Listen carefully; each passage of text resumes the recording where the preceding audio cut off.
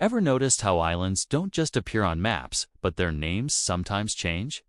Behind every new name is a story of power, identity, and often some very tricky politics. It's a tale of how history gets rewritten, one island at a time. For centuries, when European explorers sailed to new lands, they didn't just plant flags, they planted names. Islands were christened after kings, queens, saints, or even the holiday they happened to arrive on. Think about it. A name was a claim, a stamp of ownership. For instance, the island of Réunion in the Indian Ocean was once called Bourbon in honor of the French royal family. Further east, what many know as Easter Island has always been Rapa Nui to its indigenous people. These weren't just simple labels. They were declarations of control, erasing the history that existed long before the ships arrived. This practice of renaming was a powerful tool of colonialism, turning the world map into a reflection of European empires. The original names, rich with local meaning and culture, were often pushed aside, forgotten by the outside world for generations. A perfect example of this shift is Haida Gwaii off the coast of Canada. For over 2 centuries, these islands were known on most maps as the Queen Charlotte Islands, a name given by a British captain in 1787.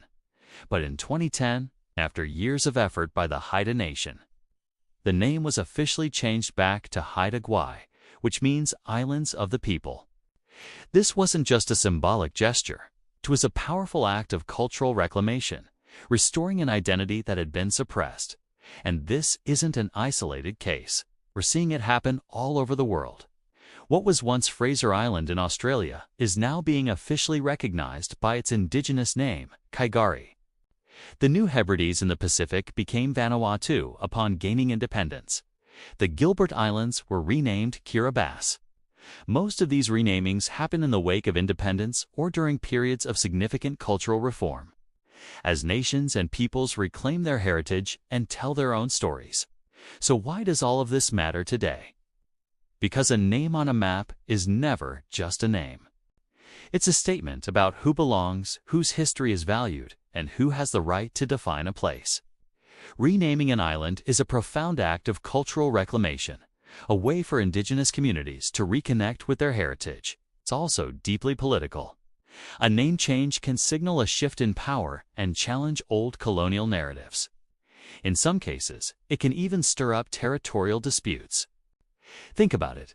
A name on a map can influence who the world believes an island belongs to. It shapes everything from international relations to the signs you see on a tourist brochure. It's a quiet battle for identity, fought on the pages of an atlas. So the next time you look at a map, don't just see lines and labels. Remember that every island name is a story someone fought to write.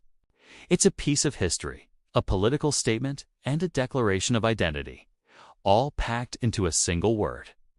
Thanks for watching. If you want to uncover more surprising geography stories like this one, make sure to subscribe.